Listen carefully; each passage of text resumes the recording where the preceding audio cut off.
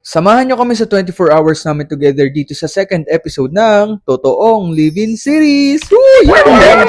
Nag-gym nga pala kami today and syempre nag-spotan kami. Hindi yung spotan na kagaya ng mga nasa Asowa. And also, nabasa ko nga pala yung chat ng kapatid ko na pupunta daw sila sa bahay tonight. Kaya naman dumaan na rin kami sa mall habang nag-iisip kung ano nga ba yung lulutuin namin. At nakapag-decide nga pala kami na magninilagang baboy na lang kami since maulan naman yung panahon. Wala nga rin pala kaming nahanap na saging na saba kaya naman sa talipapa na kami bumili. And yung ibang ingredients naman, meron na kami sa bahay since kakagaling lang namin sa SNR last week. Dito nga pala kami sa lapag kumain as usual. Ewan ko ba kung bakit dito kami kumakain, may lamesa naman. The next morning naman, nag-prepare na ako ng brunch namin at medyo tanghali na talaga kami gumising ngayon. So, di na talaga kami magbe-breakfast. Naglaro-laro lang muna kami dito sa bahay habang bine-babysit namin tong pamangkin namin at ayun, lumabas na rin kami after. Biglaan lang kasi kaming nag-decide na magpa-complete facial dito sa Amari. Naka 2,600 lang naman kami. Maganda talaga dito guys kasi naka negative 210 Celsius tong aircon nila. Ay, mali. Masarap nga pala sa mukha magpa-facial na nakaka-relax. Ooh! At dahil naubos na nga yung pera namin doon, nag-decide na lang kami na mag-shoplift dito sa O-Save. Ay, mali. Since biglaan na lang kasi namin gustong i-reach yung protein intake namin, decide na lang kaming bumili ng tuna. Mega tuna sana talaga idadali namin sa Jollibee, pero wala eh. Ewan ko guys, sobrang liberating kumain ng kung ano-ano sa mga fast food and hindi siya nakakahiya at all. At doon lang natatapos yung 24 hours namin. Bye-bye guys! Yay!